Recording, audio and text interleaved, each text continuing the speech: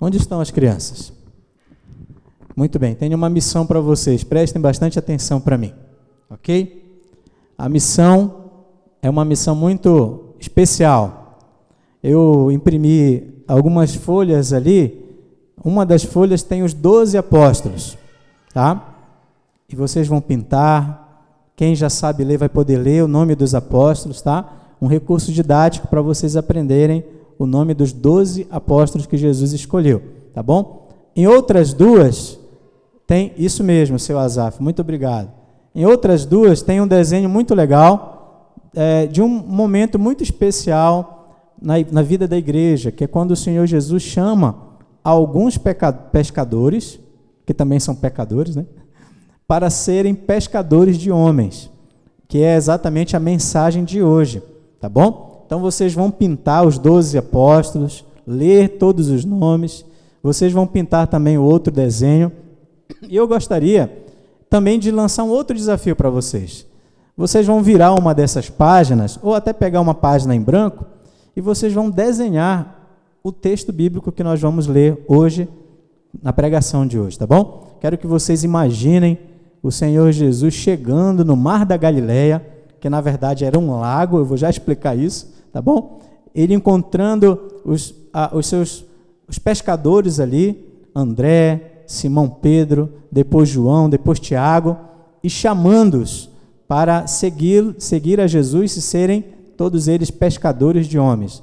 Então, usem a criatividade, desenhem, não esqueçam de assinar o nome bem bonito, com letras garrafais, porque o tio Moisés vai colocar depois no vídeo que estamos gravando semanalmente aqui das pregações, tá bom? Ok? Então, vamos lá? Desafio aceito, sim ou não? Muito bem, tá? Se precisarem de ajuda do papai e da mamãe para ler o versículo, ler o nome dos apóstolos, por favor, peçam para o papai e para a mamãe. Vamos abrir a Bíblia, meus irmãos, lá em Marcos, capítulo 1, dos versos 16 até o versículo 20.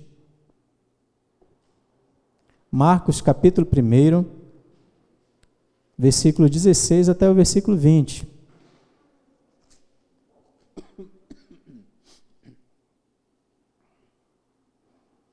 Muito bem.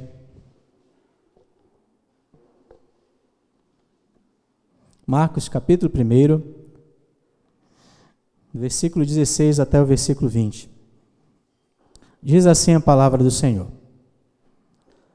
Caminhando junto ao mar da Galileia, viu os irmãos Simão e André, que lançavam a rede ao mar, porque eram pescadores. Disse-lhe Jesus: Vinde após mim, e eu vos farei pescadores de homens.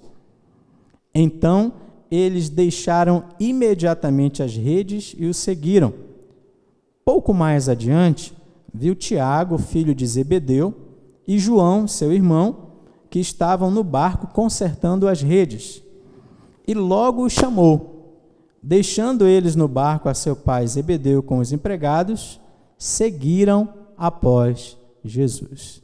Amém. Esse é o texto bíblico que nós intitulamos aí o chamado dos primeiros discípulos de Jesus Cristo. Vocês lembram que em ocasião anterior nós mostramos que a ênfase do Evangelho de Marcos é apresentar o Senhor Jesus Cristo como o Filho de Deus. Então, o primeiro versículo começa exatamente assim: princípio do Evangelho de Jesus Cristo, Filho de Deus. Então, Marcos queria dizer, ensinar, e fez isso inspirado por Deus, que aquele homem que estava por ali, aquele carpinteiro que arrastava multidões, né? E as multidões se impressionavam com o seu discurso, com as suas ações, com os seus milagres, ele não era um homem qualquer. Era um homem, sim, mas era o próprio Deus encarnado, o próprio Filho de Deus. E ele veio com a missão fantástica, impressionante, profetizada pelos profetas na Antiga Aliança, a missão de inaugurar o reino de Deus. Ora, quando Deus criou o mundo e criou os nossos primeiros pais, Adão e Eva, nós sabemos que a Bíblia nos mostra em Gênesis capítulo 3, que Satanás conseguiu enganá-los e eles desobedeceram a Deus e o pecado e a morte entrou no mundo e entrou também um reino maldito, parasitário, que é o reino cujo príncipe é o próprio diabo, o próprio Satanás.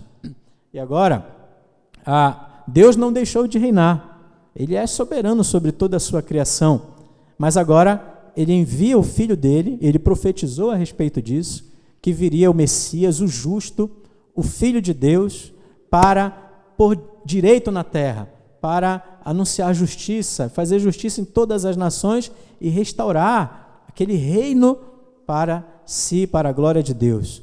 Então o Filho de Deus vem para inaugurar esse tempo da chegada do reino de Deus na terra. Ele inaugura e ele chama discípulos para esse reino e agora nós estamos aguardando a consumação desse reino quando ele retornar para buscar a sua igreja, que ele resgatou com seu sangue, que ele ama, que ele cuida, mas também restaurar todas as coisas e, mais um detalhe, destruir os inimigos, né?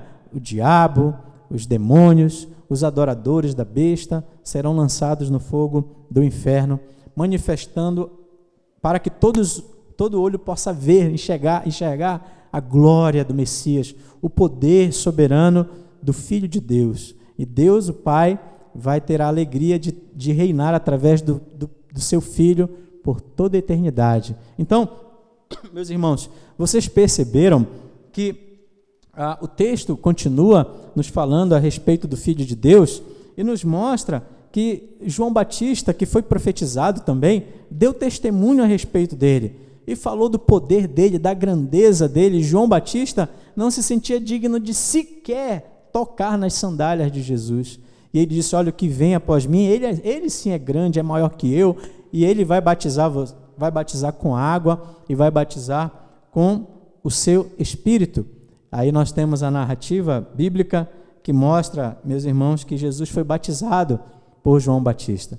O Filho de Deus se submeteu ao batismo de João Batista e ele então teve o Espírito Santo descendo sobre ele, ungindo, porque ele é o rei ungido de Deus, e a voz do céu, a voz do Pai, dizendo, este é o meu Filho amado, que tenho nele todo o meu prazer.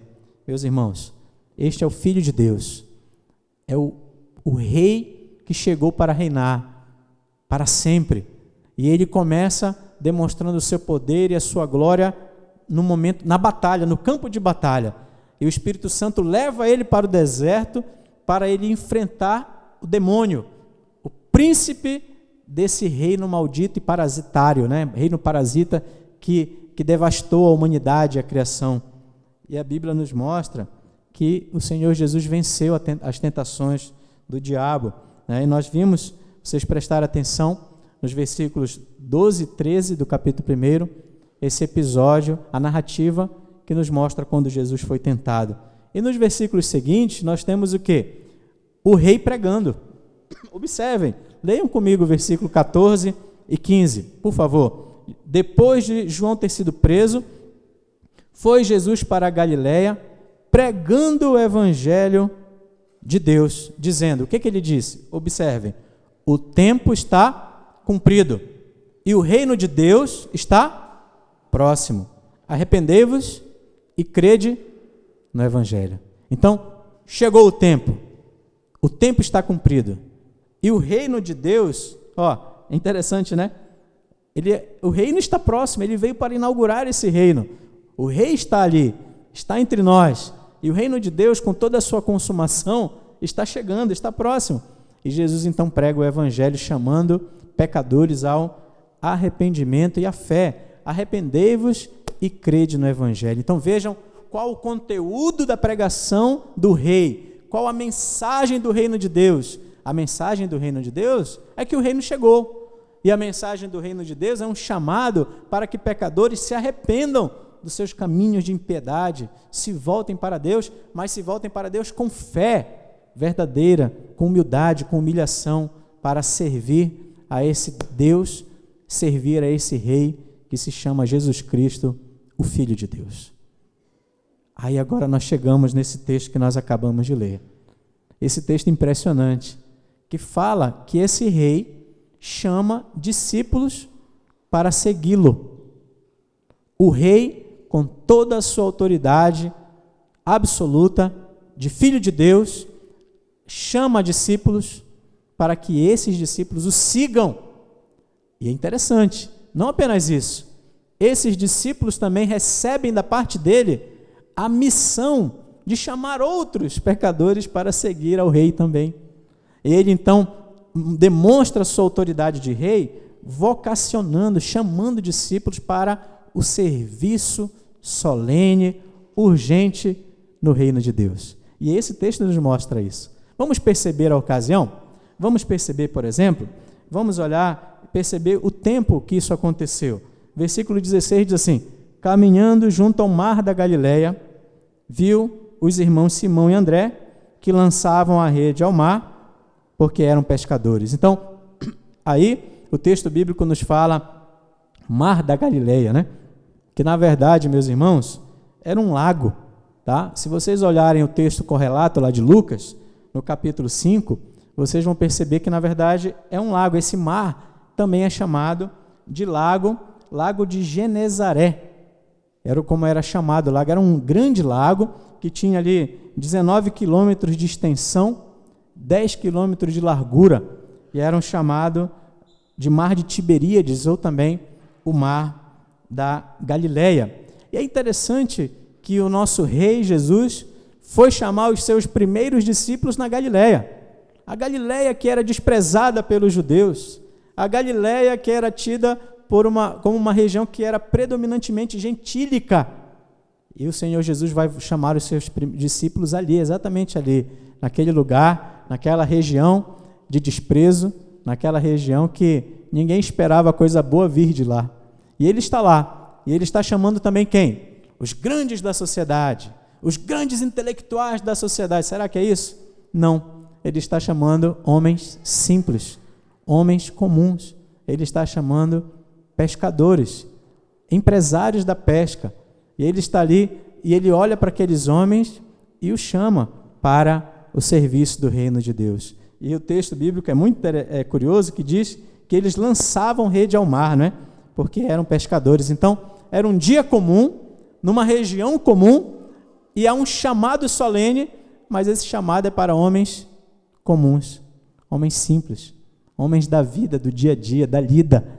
E Jesus está chamando esses homens para serem os arautos do rei, para serem os arautos do reino, para serem seus discípulos. Que coisa curiosa, não é? Porque o Senhor Jesus, ele escolhe o que é simples para humilhar aquilo que se acha, aquilo que se exalta, não é? Ele escolhe os que nada são para humilhar esse mundo que é cheio de si, que acha que é alguma coisa.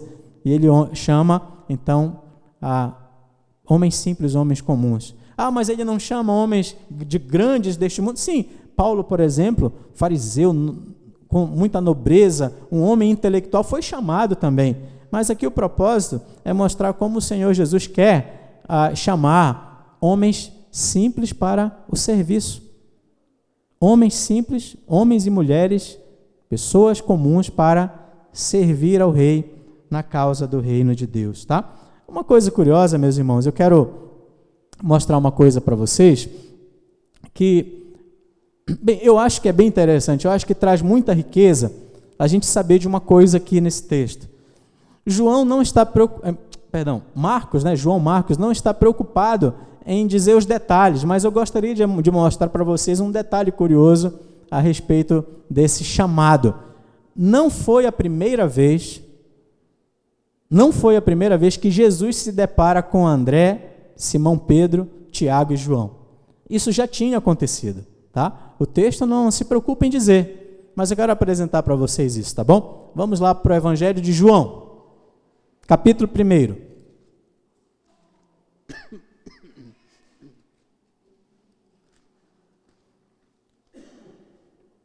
Evangelho de João, capítulo 1.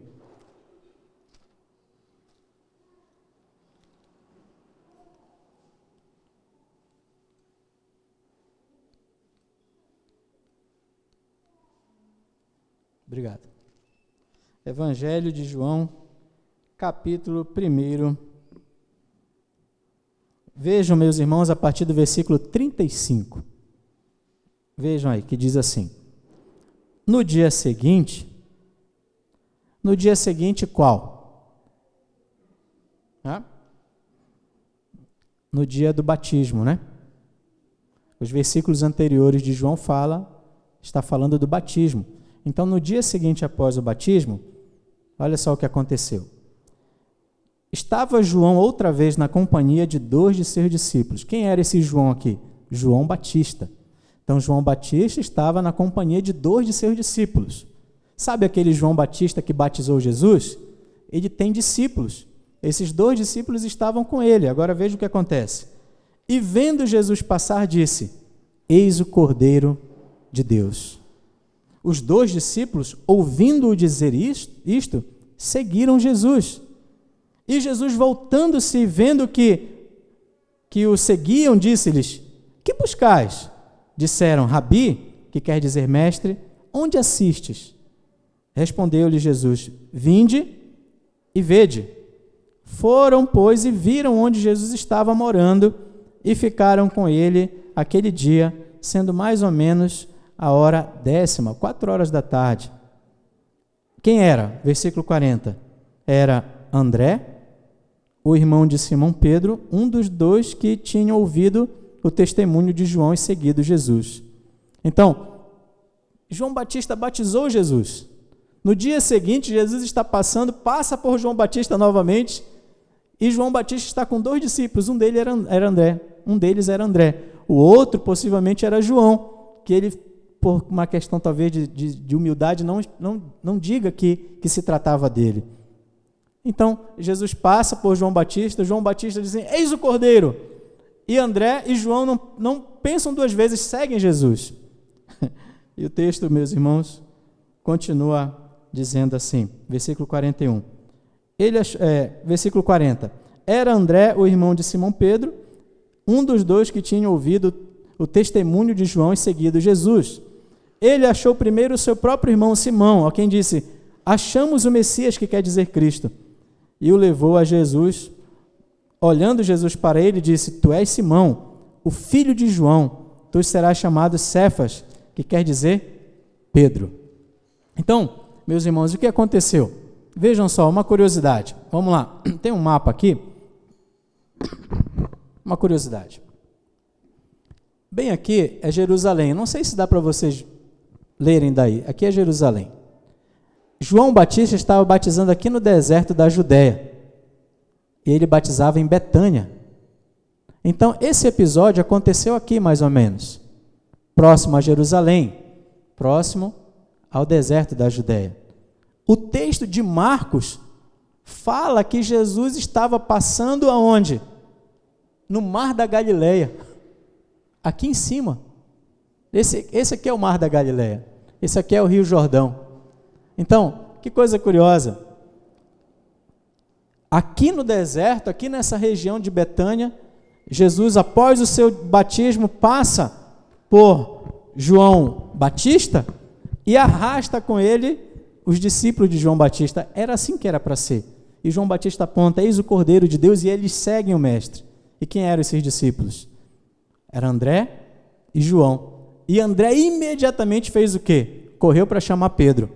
Aliás, essa era uma das características desse apóstolo chamado André. Ele insistia em levar pessoas para Jesus. Foi por isso que a gente escolheu esse nome para o nosso filho André, na oração, na súplica de que ele cresça, sim, um homem que insiste em levar pessoas para Cristo.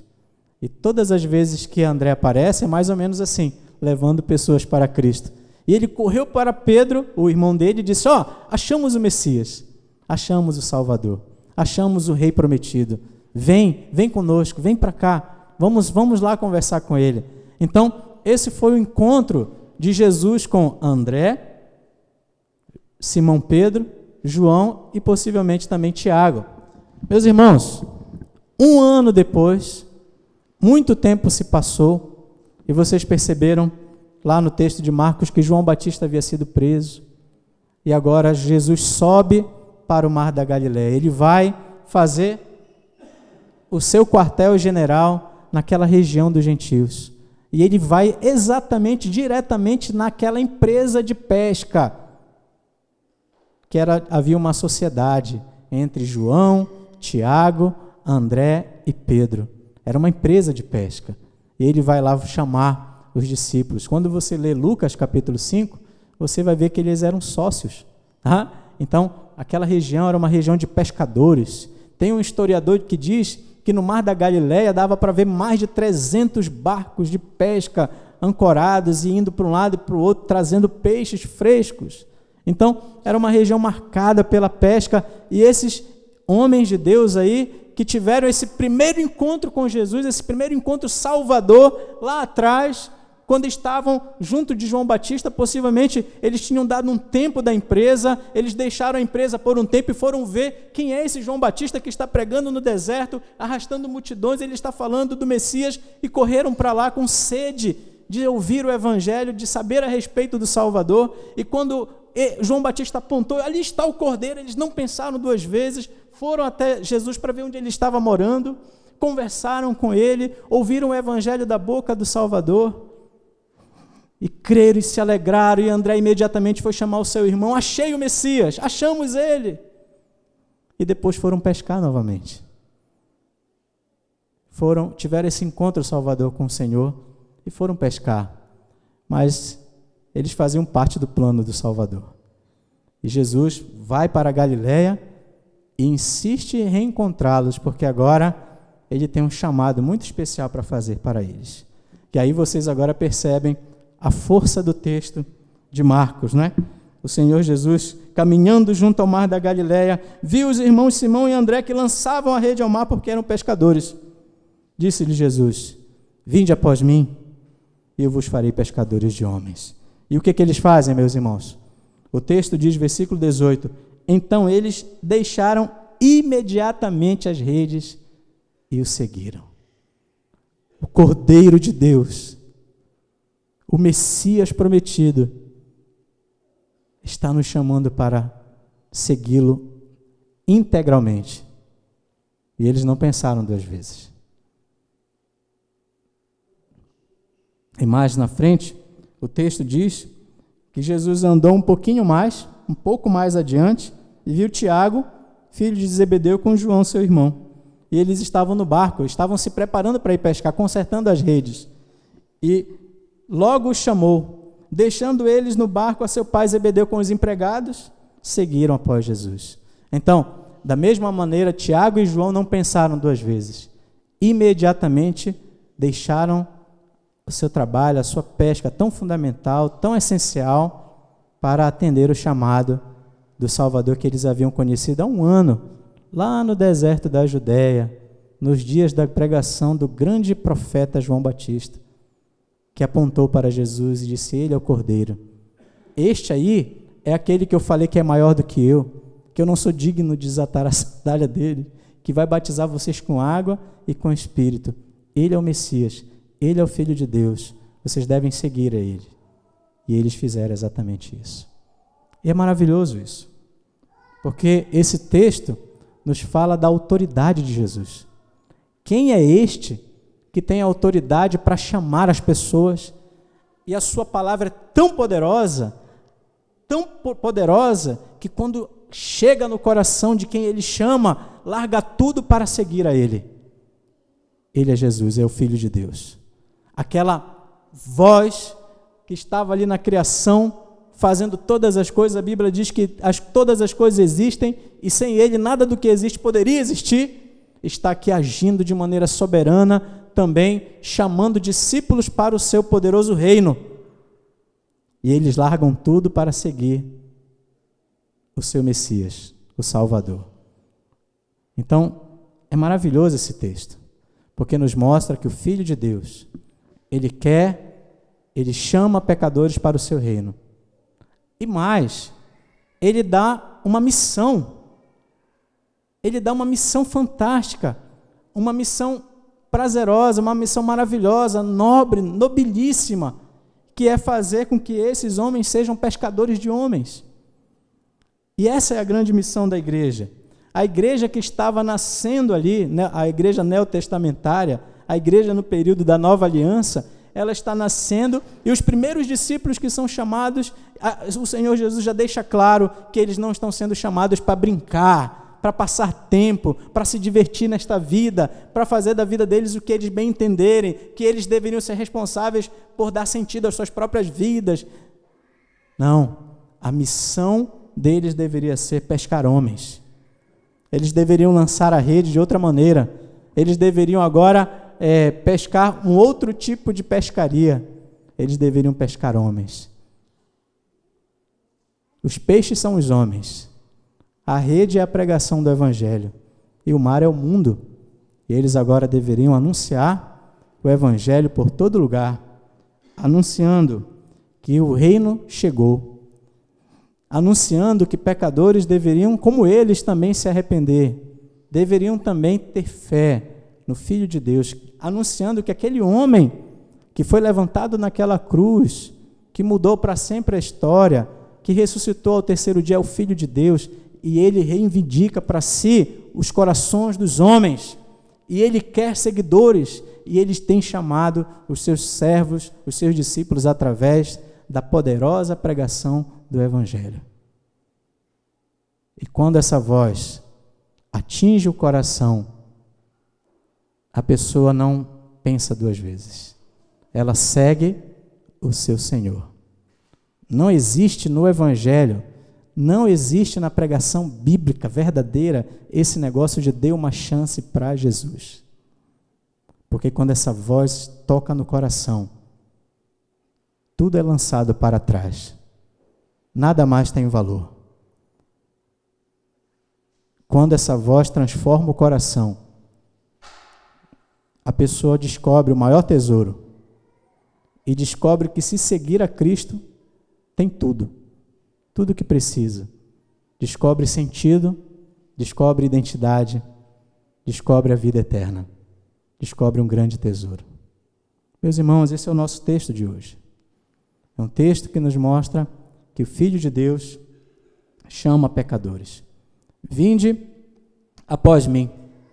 Não é após o mundo, não é após seus próprios corações, suas ideias, mas após Ele. É singular. Não há, Ele não divide a sua glória com ninguém. É após Ele. É segui-lo de verdade. É seguir o Cordeiro vencedor.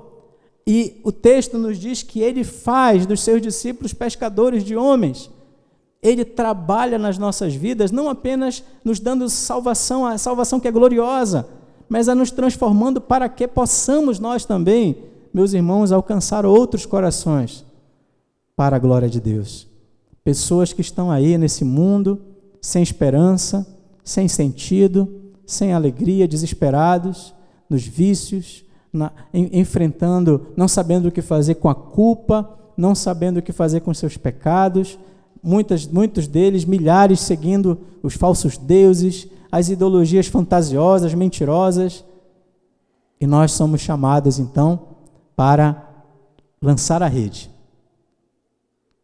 e trazê-los, ser instrumentos do Senhor, para que possam também conhecer o Messias. Nós somos como André. Nós precisamos correr até eles e dizer: venham, achamos o Messias. Venham conhecer o Messias, nós o conhecemos. Ele é a verdadeira esperança dos homens, Ele é a verdadeira boa notícia, Ele é o verdadeiro Evangelho. Se você tem Ele, você tem tudo, se você não tem nada.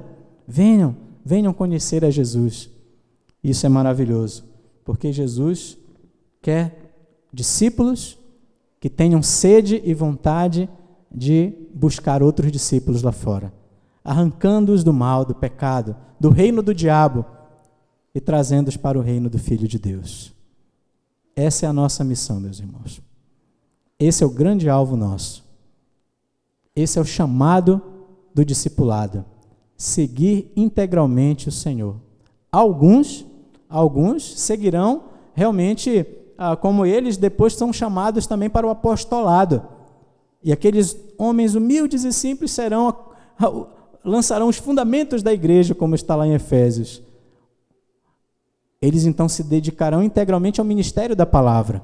Outros, não. Outros continuarão nos seus afazeres, no trabalho, no comércio, nos seus estudos, etc, etc, mas sem perder a missão de ser discípulo. Sem perder o entendimento de que a vida de vocês, as nossas vidas, tem um propósito de alcançar novos discípulos para o Senhor, de lançar as redes, de pregar o Evangelho, de pregar as boas novas do Senhor Jesus Cristo. Veja que o Evangelho de Marcos, eu quero encerrar aqui agora, vejam como termina. Vamos lá para o capítulo 16, por favor.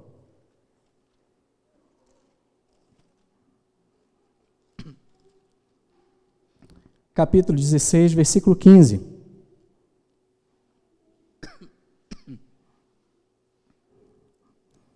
E disse-lhes: ide por todo o mundo e pregai o evangelho a toda criatura. A grande comissão: ide por todo o mundo e pregai o evangelho a toda criatura. Anunciem o evangelho de Deus, anunciem o evangelho do reino de Deus, anunciem, lancem as redes, pesquem homens, preguem o evangelho a toda criatura. Preguem. Eu quero fazer algumas aplicações para a igreja. Vamos concluir com algumas aplicações para nossas vidas. A primeira: você já foi chamado por Cristo? Você já foi chamado por Cristo? Essa voz poderosa já alcançou teu coração? Transformando a sua vida? Te arrancando do pecado, da morte, te dando vida eterna? Você já foi chamado por Cristo?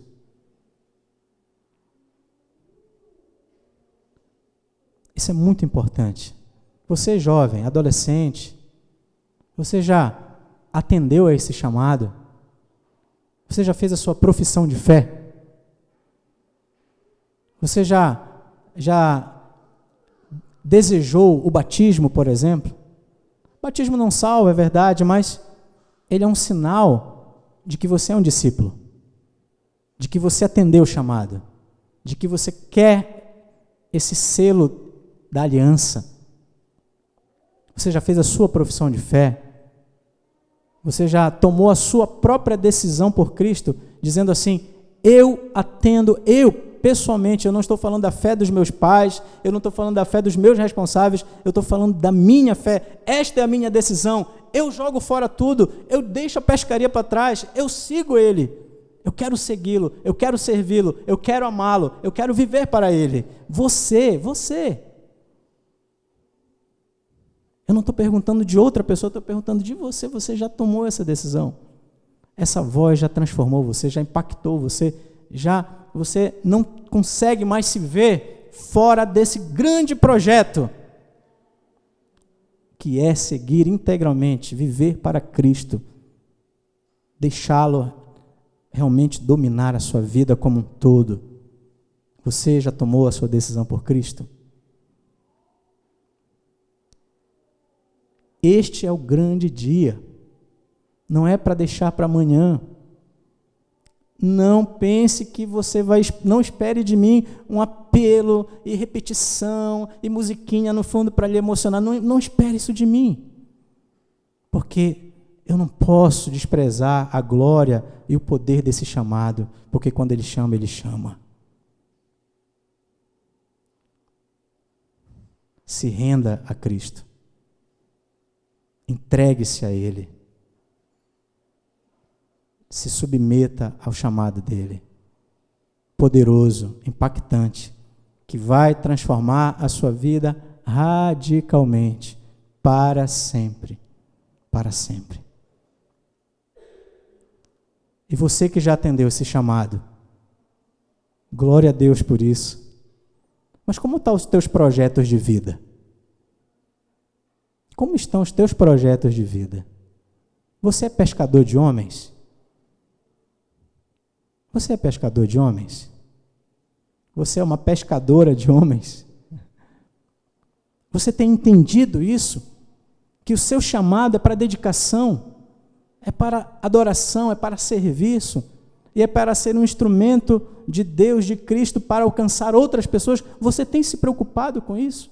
Você tem orado a esse respeito? Você tem aproveitado as oportunidades? Você tem pedido ao Senhor autoridade, coragem, sabedoria, discernimento, para ser um arauto de Cristo na sua casa, na sua família, no seu trabalho, no seu dia a dia? Isso faz parte da sua agenda, da sua preocupação como um servo, como uma serva de Deus. Você está atento à pescaria? Você está atento à pescaria? Você leva a sério isso mesmo? Porque o chamado é para sermos pescadores de homens. O chamado não é um chamado para vivermos como bem entendermos. Um chamado à preguiça, um chamado à negligência, um chamado à distração, é um chamado a sermos pescadores de homens, a anunciarmos as boas novas neste mundo. Que maravilha! Ele não apenas nos salvou, mas Ele também quer nos usar para que possamos alcançar, pelo Espírito dele, né? Como instrumentos, não nós, mas Ele através de nós, alcançarmos outros corações. Você já teve a alegria, meu irmão e minha irmã, de ver alguém que você orou por esta pessoa, que você deu uma Bíblia para ela, que você convidou para a igreja, que você convidou para um trabalho da igreja, que você visitou, que você já teve a alegria de ver essa pessoa se rendendo a Cristo?